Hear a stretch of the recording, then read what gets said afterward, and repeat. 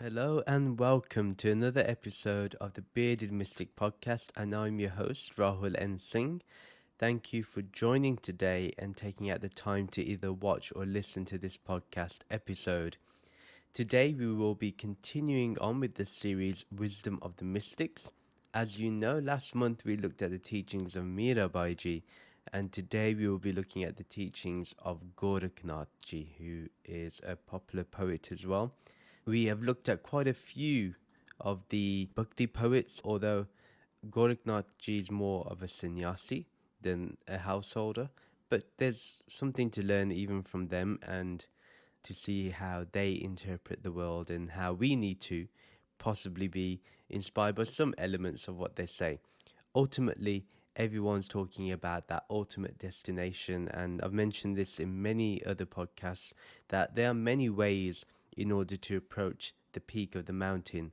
Some are longer routes, some are more arduous, some are easier, some require a little bit more help, some require more attention, more focus, some just require good company.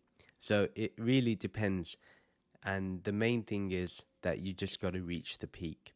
So this is the whole point of the Wisdom of the Mystics series. It's not about, proving that one religion is better than others or one religion has the most amount of mystics. This is just based on my regional understanding, hence I gravitate towards more of the Indian mystics, but there's a lot to learn from everybody. This is the 24th episode, so that means that, we've been doing this series for 2 years, and it's been one of my favorite series because it allows me to learn from different perspectives, and it's really great that we get to celebrate this 2-year anniversary of Wisdom of the Mystics. And we'll start off with Gorakh Ji. His first poem, he says, "No Vedas, no holy book, no speeches, no sermons, they will all mask the truth. The word shines high in the firmament, there the Vijnani sees the unseen." He says no Vedas, no holy book, making it very clear that yes, it's important to have the Vedas, it's important to have a holy book, but what's more important? What's more important? Is it the actual truth or the book which holds the truth? Remember, the book holds the truth. It is not the truth. The truth is always an experience. It's something practical, something that you can actually taste. A book tells you about the taste. Now, if I tell you that sugar is sweet, that's just something that is stated. But if you taste sugar and you then understand that actually, you know what, sugar is sweet. I understand what sweetness is now. Now, sweetness no longer becomes something you read about, but something you experience. So, likewise, no Vedas, no holy book, no speeches, no sermons, they all mask the truth. So, the Vedas, even though they speak of the truth, but you can easily get lost in them. For example, you can start just looking at the mantras, and you can maybe looking at the incantations, the spells, the other aspects of it.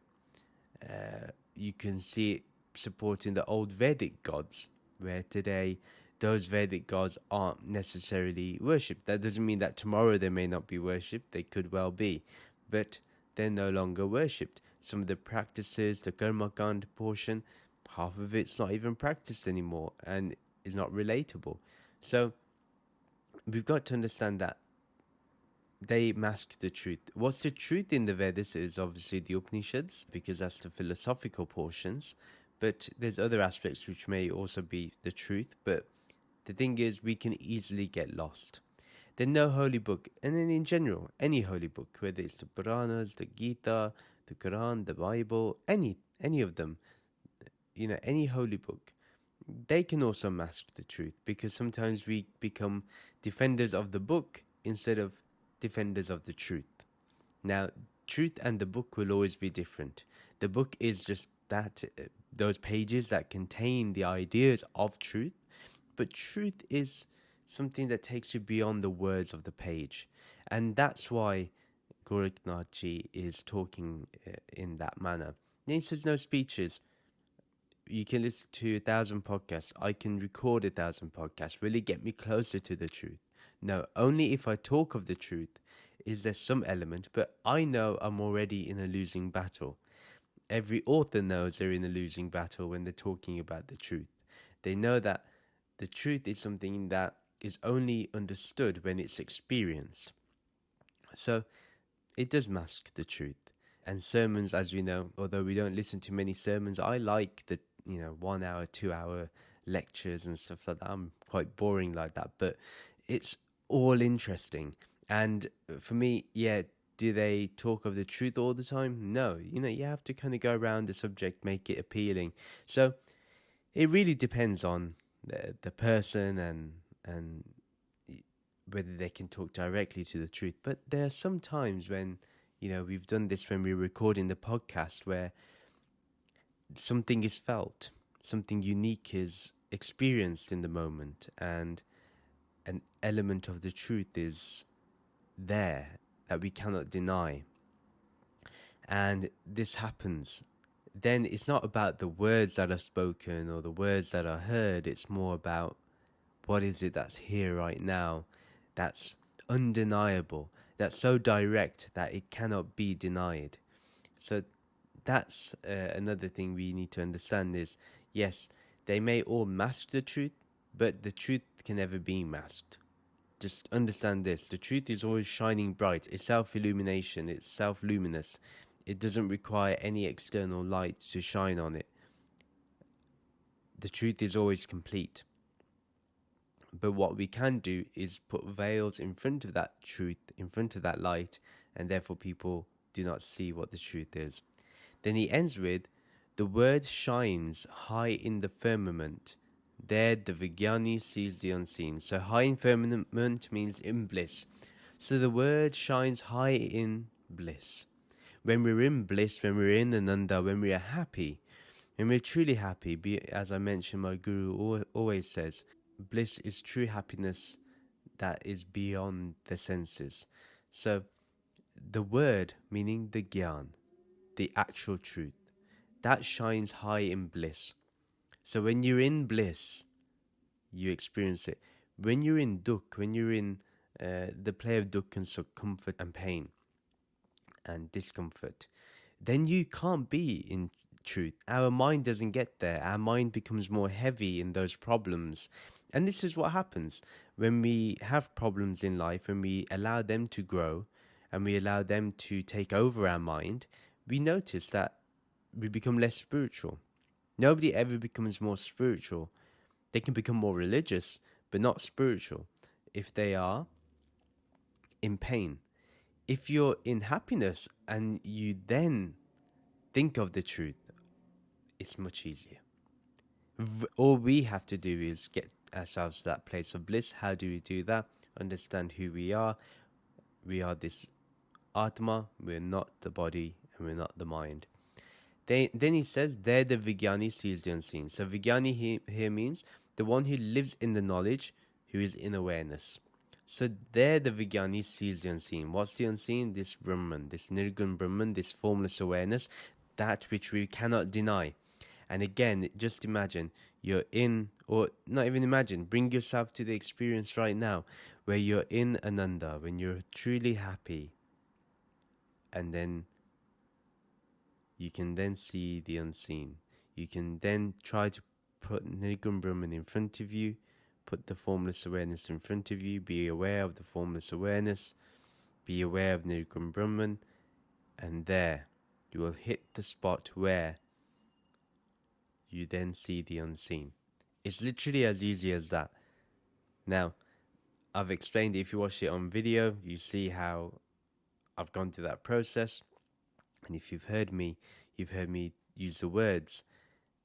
But this is done in silence, without words. Without me explaining it. And that's how we do it. Let's go to the second one. This is a very nice one. We may enjoy this. He says, laugh, play, and live joyfully. Have nothing to do with lust or anger. Laugh, play, sing your song, and keep your mind steady. I like Gorakh Nath Ji. He has a very cool way and very calm way of presenting spirituality, very playful. And spirituality is meant to be playful. Here he says, laugh, play, and live joyfully. This is very important. How many people we see who are spiritual, but they're so somber, so serious? There isn't much life in them. And you have some who they are full of laughter, they're playful, they're telling jokes, they're living joyfully, they're being happy in the moment. They don't need any other special moment to be happy. They don't need some spiritual insight to be happy. They're just happy being themselves. And that is what it's all about. Laugh. It's very important to laugh. It's very important to take some time out and just watch a good comedy or just laugh at a joke. Don't be so serious. And play. Laughter can be spiritual. Play. Be joyful with life. Play with life. Don't take it so seriously. Don't take your life so seriously that you miss the joy that can be lived right now while you anticipate a joyful future. It's very important that we do that. So live joyfully. As he says, play and live joyfully. For example, I think kids are a great reminder of how to be in the present moment and just enjoy playing around. Same with like animals, like dogs especially.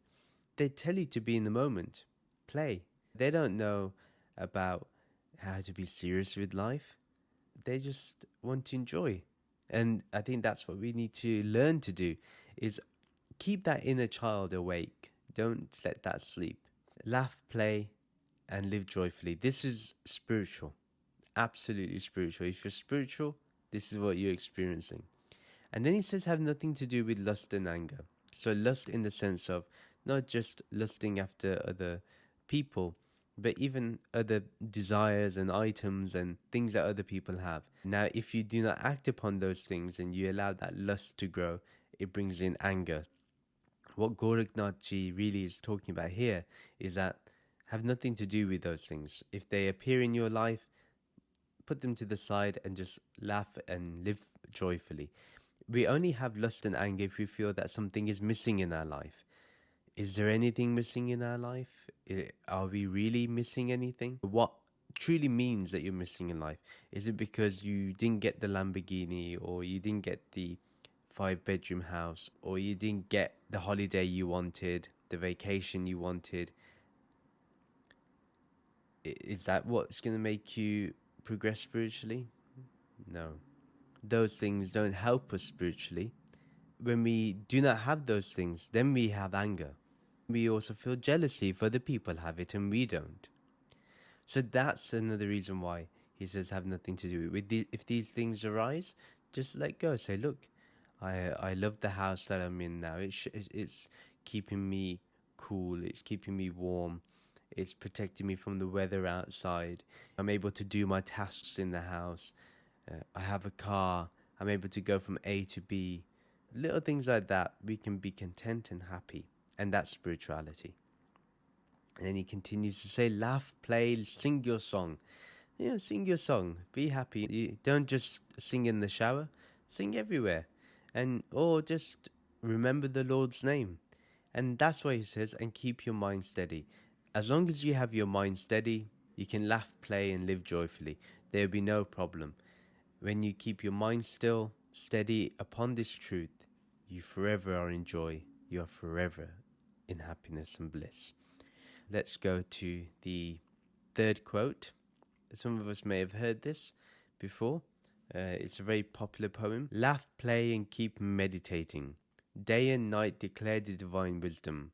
Laughing and praying, don't divert your mind. Motionless, always in the company of Nath. So first of all, laugh, play, and keep meditating. We know about laughing, we know about play. Now, keep meditating, he says. But I would add to that, make sure laughter and play is part of your meditation. Don't make it so serious, like I said. Meditate joyfully. Meditate playfully. Meditate with laughter. If you have a bad meditation, laugh about it. Don't take it so seriously. This is something we can do. And then he says, day and night declare the divine wisdom. If you have the divine wisdom, you're going to continuously meditate anyway. Once you know this divine wisdom, that there's only Brahman, there's only this ultimate reality, there's nothing else, then you will automatically meditate. What else is there to meditate upon other than your own self? Even to say to meditate on empty mind or emptiness, that's still an object. So he says, day and night declare the divine wisdom. Day and night, just keep on remembering the Lord's name. That is the divine wisdom. Be aware of awareness. Be aware of formless awareness. That is divine wisdom. That is that declaration. And if you have that declaration, if you have that in your life, you're going to be laughing, you're going to be playing, and you're going to keep on meditating, and you'll be living joyfully. This is what life is all about. Don't take it so seriously. That's what I would say. He says, laugh, play, and keep meditating. Day and night declare the divine wisdom. That's what we need to do. That's what we need to bring ourselves to go closer towards. It's an aim to have. If a lot of people took spirituality simply for what it is, they'll have a lot more joy. They'll be much happier, because then it's not so goal-oriented. Don't make spirituality goal-oriented. Make it a terrain that you have to discover. Make it a mountain that you have to discover. And that every side of the mountain has its own beauty. And you just have to discover it. Then you have laughing and playing. Don't divert your mind. Motionless, always in the company of Nath. So company of Nath is the company of the Sampradaya that he was from, the Nath Sampradaya.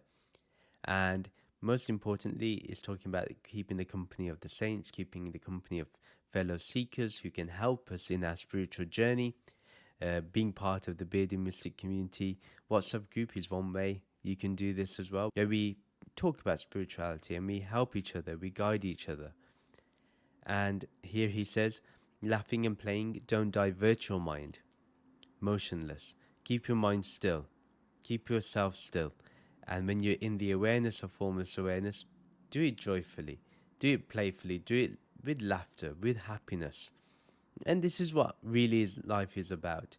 So when you're in the company of the people that you love, that you seek spiritual wisdom from, spend time with them and always be in that stillness. And if your mind ever tries to divert, remember, bring it back. Bring it back to that divine wisdom. Hence it says in the beginning, night, day and night declare the divine wisdom. This has to be the way we see our lives, that it's all about being in the divine wisdom. It's all about remembering the divine name. It's all about being aware of formless awareness. I cannot emphasize this enough. And again, do it with laughter, do it playfully, do it joyfully. That's the way we need to do. Now the fourth poem. Some debate, some argue. A yogi shouldn't argue. Just as the 68 rivers flow into the ocean, the yogi burns with the Guru's word. So this is a very interesting poem. So he says, some debate, some argue. A yogi shouldn't argue.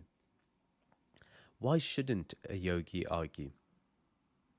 It's something to think about. Why would a yogi not argue? Isn't a yogi a practitioner of the truth? Isn't the yogi someone that is always focused on the truth? Isn't a yogi someone who's meant to only talk about the truth? This is something to think about. He says some debate, some argue. So he's not saying not to debate. He's saying debate is okay. And then he says some argue. There's a fine line between debating and arguing. Debating is when you're exploring the idea. Argument then becomes personal. You have a personal vendetta to make sure that person becomes wrong. Instead of the idea being the victor, being the victorious element of it. He's saying here a yogi shouldn't argue. A yogi should never go personal. It should always be about debate of ideas, and that's it. And if you notice, that's something that I've really tried to do when I used to be on TikTok, and I don't think I've ever had so much of a YouTube kind of debate. But although I have asked some Hare Krishnas, if they would be willing to discuss their ideology with me, that hasn't moved forward. But yeah, a yogi shouldn't argue. We shouldn't go personal and attack the person, but we should always look at the idea and debate the idea. So debate whether Advaita is correct, debate whether non-duality is correct, debate whether Vishishta Advaita is correct. Debate all we must, but we should never go down to the level of criticizing the person. It becomes ugly.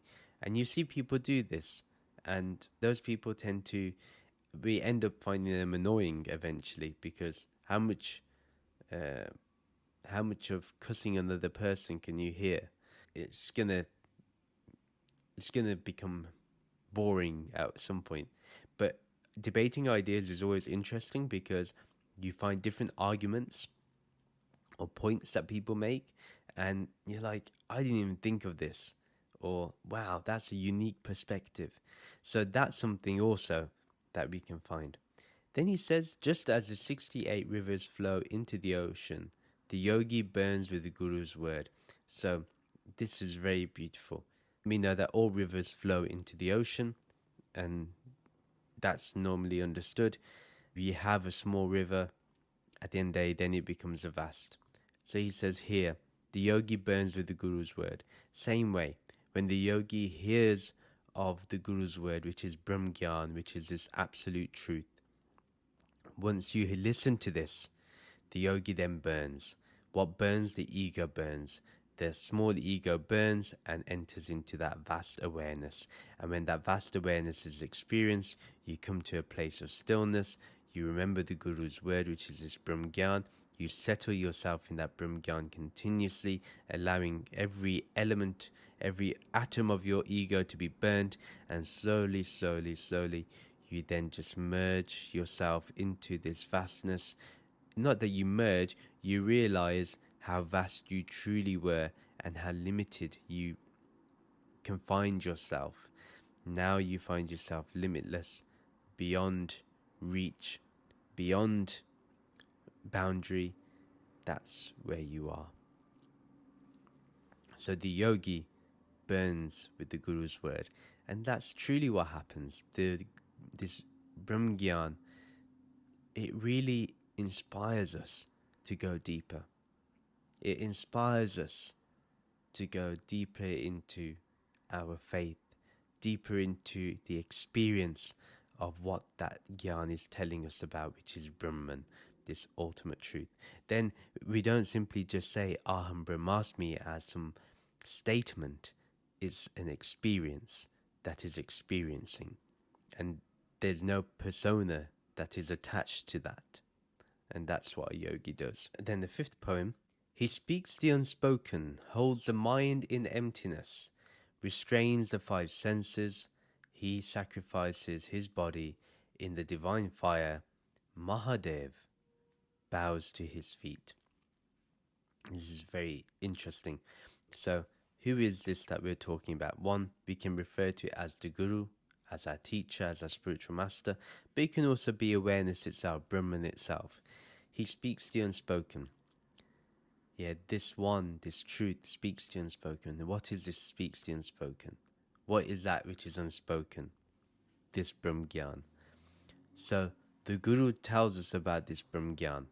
And actually, it is the Guru in this perspective. And we will go through this. My aim is to also do a commentary on the Guru Gita at some point. So he speaks the unspoken. The Guru always speaks about the unspoken. What's the unspoken? Brahman. Brahman cannot be spoken of. No words. If you speak, you can only speak about it. You cannot speak it. You can only be it. You cannot be about it. You have to be it. But it can only be spoken about. Even then, words do not touch what it is. So because the words do not touch what it is, no language can touch what it is. Even Om is not enough to get close to it. Om is just something that's close to it, not even completely it. So he speaks the unspoken.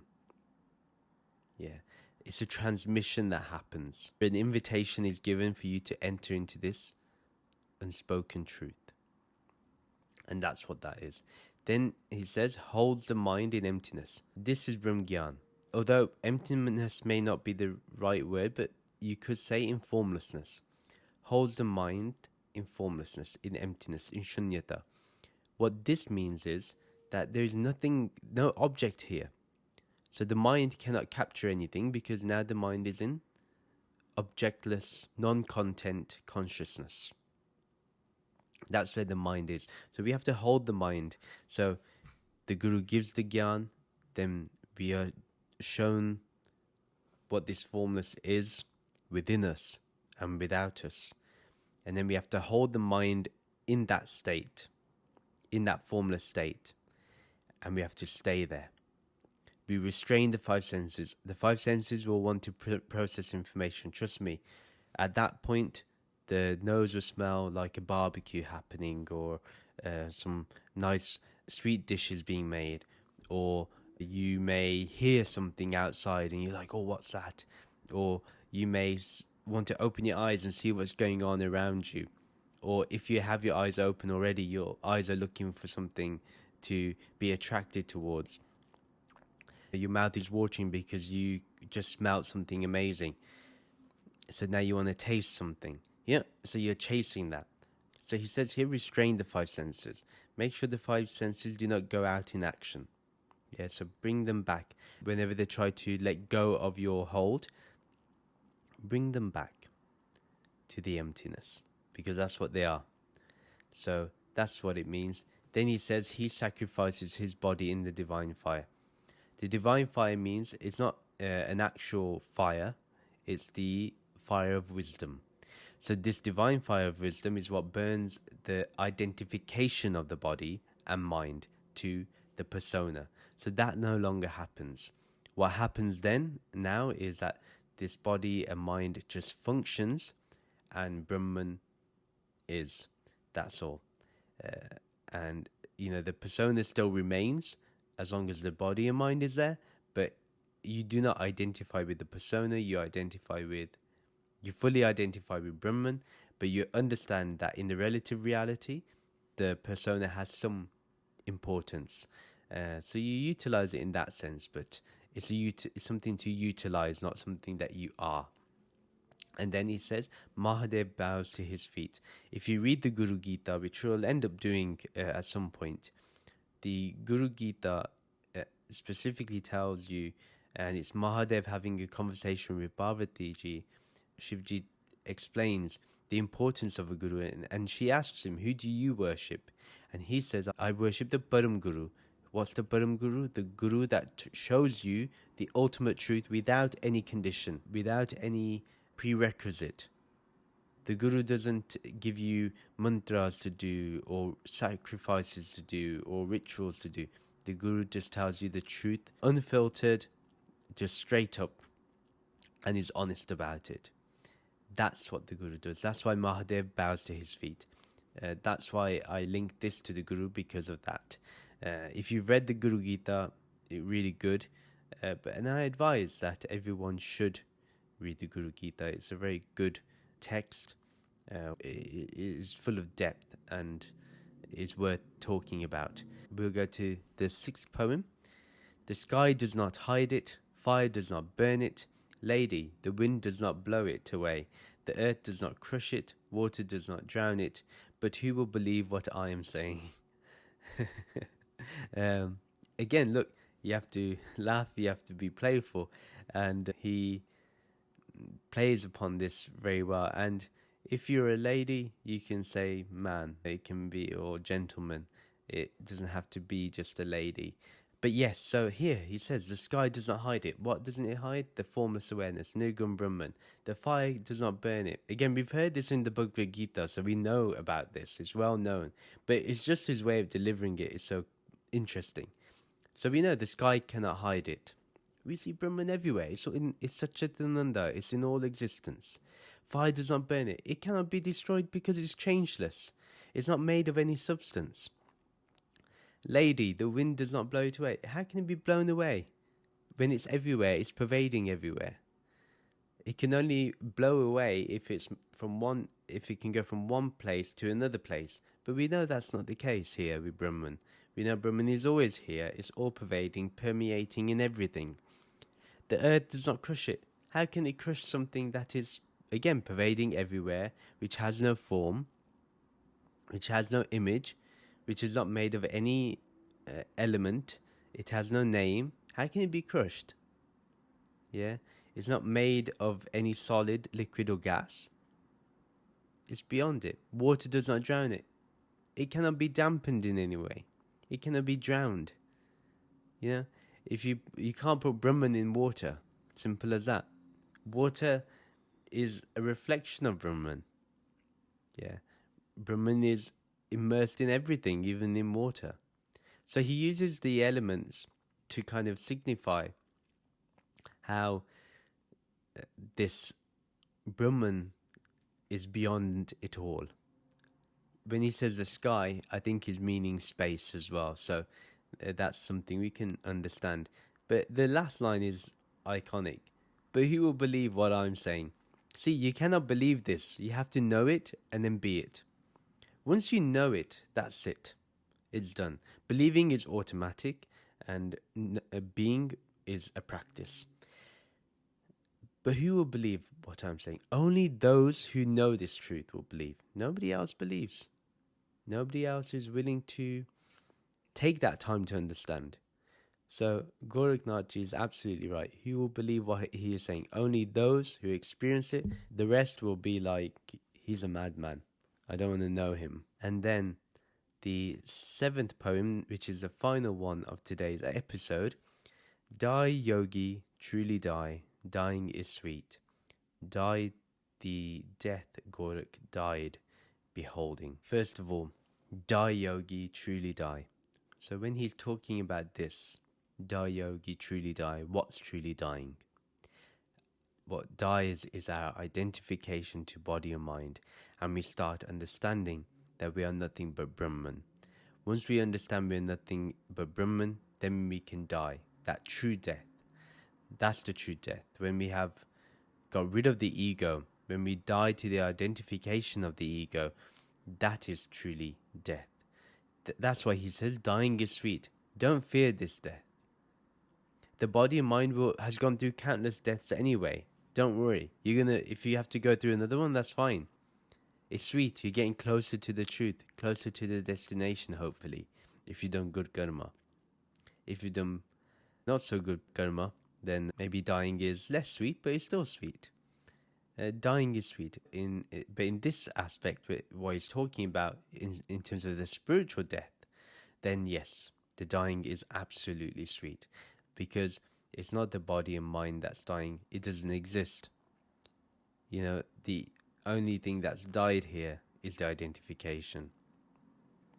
Then he says, die the death Gorakh died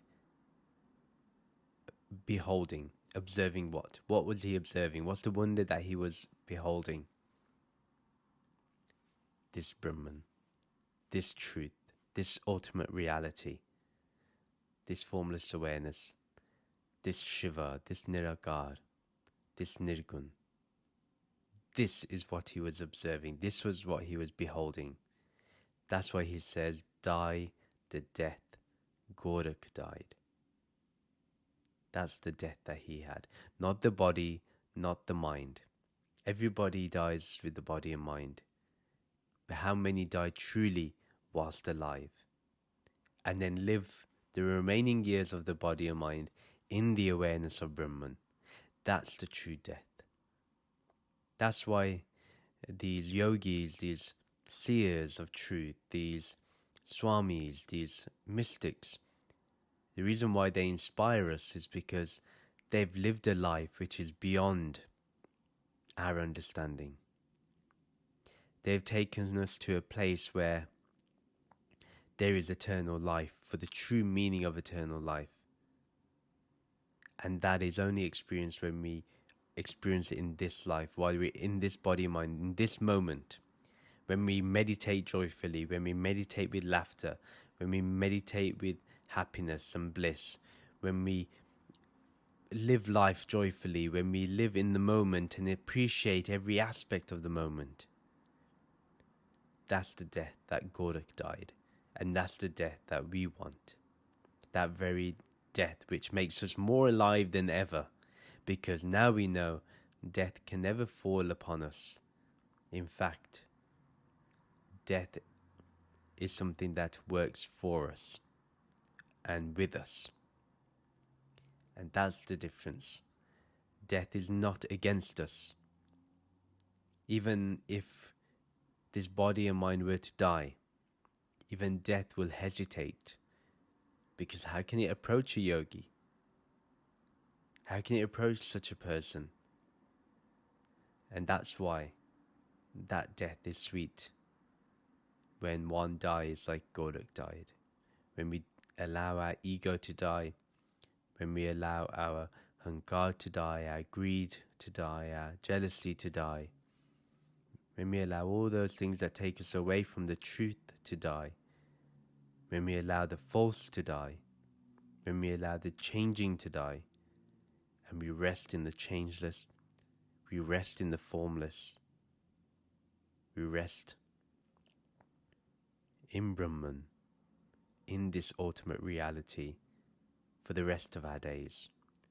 And that is the end of today's episode. Thank you very much for listening.